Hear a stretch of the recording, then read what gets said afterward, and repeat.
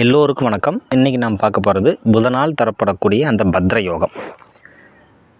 பஞ்சமகா புருஷர்களிலேயே புதனானவர் மட்டுமே மிகவும் குறைந்த லக்னங்களுக்கு, அதுவும் 4 லக்னங்களுக்கு மட்டுமே கேந்திரங்களில் ஆட்சி உச்சம் பெற்று பத்ர யோகத்தை தரக்கூடிய ஒரு அமைப்பை இயற்கையாகவே பெற்றவர்.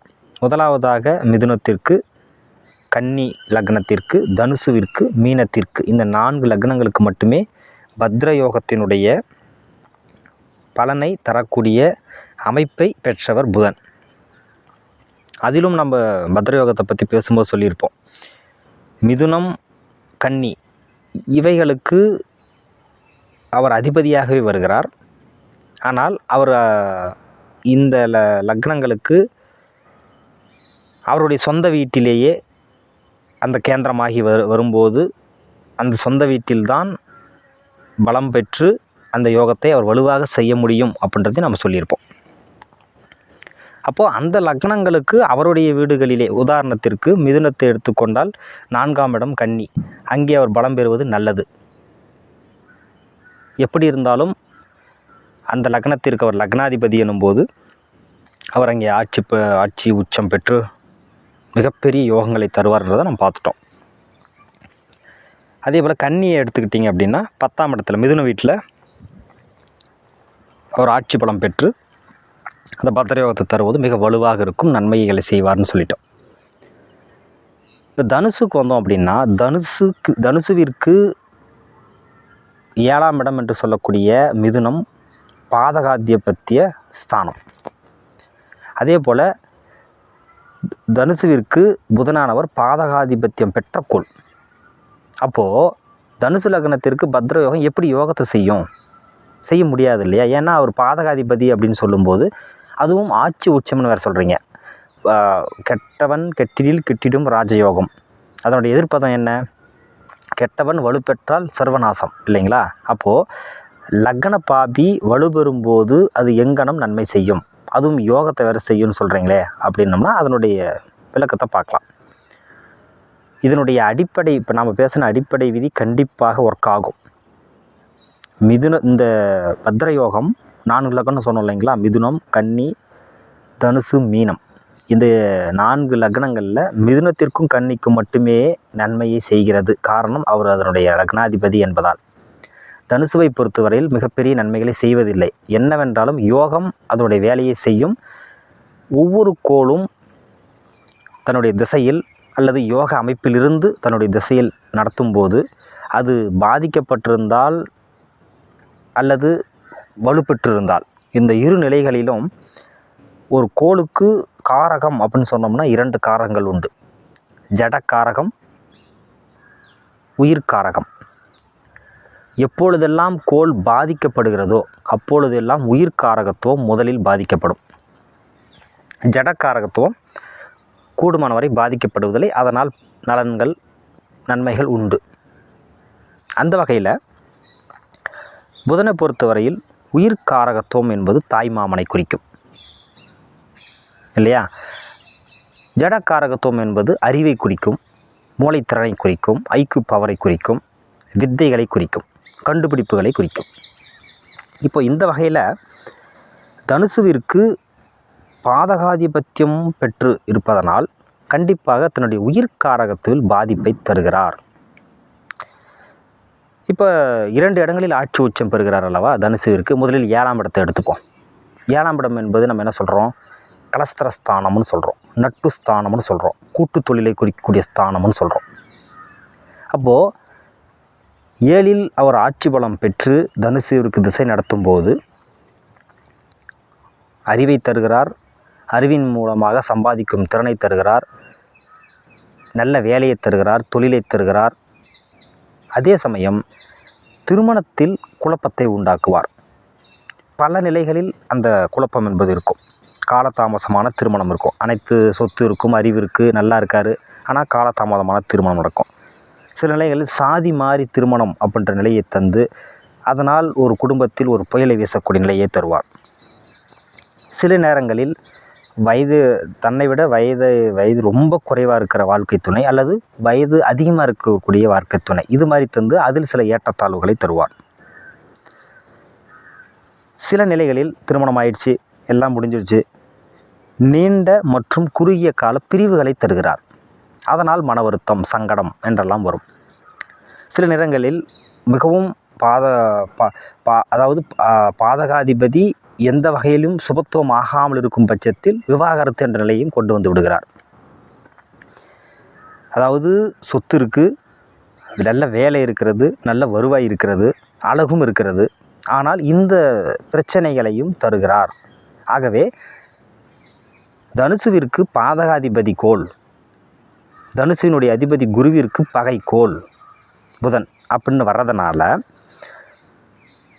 மாற்றான் தாய் மனப்பான்மையுடன் செயல்படுவார் அப்படின்றத நாம் சொல்கிறோம். அப்போது யோகம் முழுமையாக செயல்படாமலும் போவதில்லை, செயல்படுவதும் இல்லை.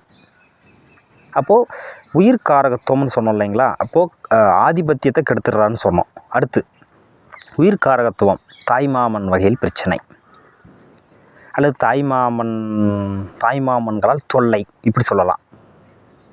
எப்படி தொல்லை வரும் அப்படின்னா, தன் தாய்க்கு ஏதாவது இடைஞ்சல்கள் தருவது, அல்லது அவருடைய சொத்துக்களை தராமல் மறுப்பது, அதனால் சில பிரச்சனைகள், இந்த ஏதோ ஒரு வகையில் பிரச்சனை வரும். இல்லை அவங்க தாய்மாமனுடைய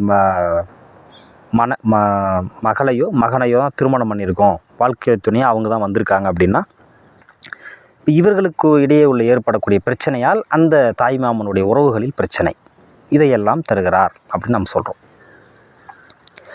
அப்போது இந்த இடத்துல தனித்து இராமல், மிதுனத்தில் 7ஆம் இடத்தில் இருக்கார் இல்லையா, தனித்து இராமல் அவருடைய நண்பர்கள் என்று சொல்லக்கூடிய சுக்கிரனோடு இருப்பது சிறப்பு, சூரியனோடு நெருங்கி இருப்பதும் ஒரு வகையில் சிறப்பு. அப்படி இருக்கும்போது அந்த பாதகத்தன்மை சற்றே குறையும், அதனால் நன்மைகள் உண்டாகும். இது தனுசுவிற்கு 7ஆம் கேந்திரத்தில் ஆட்சி பெற்று இருப்பதனால் ஏற்படக்கூடிய சாதக பாதகங்கள்.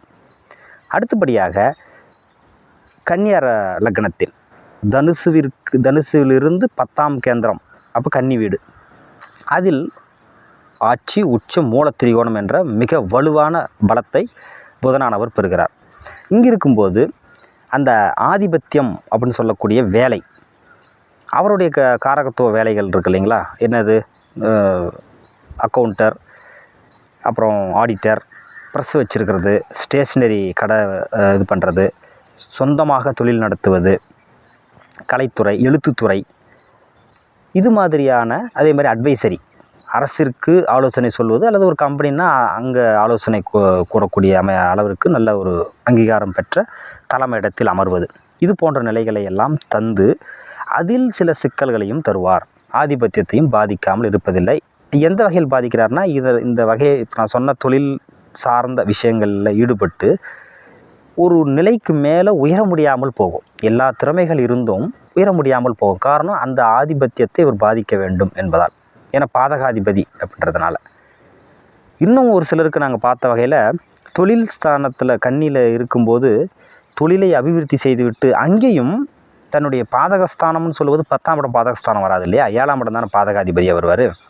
அப்போ திருமணத்தில் தான் மகன் குழப்பத்தை உண்டு பண்ணி தொழிலை சிறக்க வைத்திருக்கிறார். ஒரு சிலருக்கு தொழிலும் பாதிப்பை தந்து இருக்கிறார்.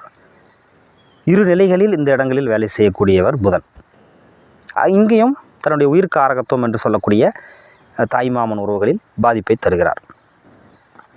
ஆக மொத்தத்தில் தனுசு லக்னத்தை பொறுத்தவரையில் பாபக்கோள், பகைக்கோள் என்று சொல்லக்கூடிய புதனானவர் மிதுனத்திலும் கன்னியிலும், அதாவது 7-10 ஆட்சி உச்சம் பெறுவது யோகத்தை செய்யாமல் இருப்பதில்லை. அது சார்ந்த தொழில், சாஃப்ட்வேர் ஃபீல்டு, கணக்கு துறை, அக்கௌண்டர், ஆடிட்டர், இந்த மாதிரி துறை, பேங்கிங் செக்டாரு, இன்சூரன்ஸ் செக்டாரு, இந்த மாதிரி இதிலெல்லாம் ஈடுபடுத்தி நல்ல வருவாய், ஆடம்பரமாக வாழக்கூடிய நிலைகளை எல்லாம் தந்து திருமண உறவில் தான் குறிப்பாக நிம்மதியின்மையை தருகிறார் என்பதுதான் அங்கே குறிப்பிட்ட ஒரு விஷயம். ஆனால் அந்த 7ஆம் இடத்து அதிபதி பலம் பெற்றிருப்பது ஒரு வகையில் நல்லது தானே. 7 பலம் பெற்றிருந்தால் நல்ல வாழ்க்கை துணையும் வரும். அதே சமயம் அவர் அந்த இடத்துல பாதகஸ்தானம்ன்றதுனால பாதகத்தன்மையும் செய்கிறார். ஆகவே புதனை அவருடைய நண்பர்கள் என்று சொல்லக்கூடியவர்களை இணைந்து பாதகத்தன்மையை குறைப்பதால் இந்த பத்திர யோகத்தினுடைய ஒரு 60% நல்ல பலன்களை தனுசு லக்னக்காரர்கள் அனுபவிக்க முடியும். இது எல்லோருக்கும் இயல்பாக அமைந்து விடுவதில்லை. இது ஒரு ஹைப்போதெட்டிக்கல் கேஸ் தான். ஒரு சிலருக்கு தான் இது மாதிரியான நல்ல அமைப்பில் அந்த யோகம் செயல்படும். சிலருக்கு பொதுவாக வெளிப்படையாக தனித்து ஆட்சி பெற்று எவருடைய தொடர்பும் அதாவது புதனுடைய சுப நட்புக்கோள்களோ இல்லை அசுபக்கோள்களோ தொடர்பு இல்லாமல் தனித்து அங்கு இருந்து 50% நன்மையும் 50% தீமையும் தந்து கொண்டிருப்பதை நாங்கள் பல ஜாதகங்களில் பார்த்துருக்கிறோம். ஆகவே தனுசுவிற்கு ஓரவஞ்சனையாக தான் புதன் பலனை தருகிறார் என்பது இயற்கை விதி. அதில் இது போன்ற சில அமைப்புகள் சுக்கிரன் புதன் அதே போல் சூரியன் புதன் இவர்கள் இணைந்து இருந்து அந்த பாதகத்தன்மையை குறைப்பதனால் நன்மைகள் அதிகமாகவும் தீமைகள் குறைந்தும் இந்த யோகத்தின் வாயிலாக தனுசு ராசிக்காரர்கள் அனுபவிக்காமல் இருப்பதும் இல்லை என்பதும் குறிப்பிடத்தக்க ஒரு விஷயம். ஆகவே தனுசுவிற்கு பத்ர யோகம் எந்த வகையில் செயல்படுகிறது என்பதை கூடுமானவரை நம்ம விவரமாகவே பார்த்துருப்போம்னு நினைக்கிறேன். ஏதேனும் சந்தேகங்கள் இருந்தால் நீங்கள் கமெண்ட் பாக்ஸில் போடுங்க, நம்ம அதை விவாதிக்கலாம். நன்றி.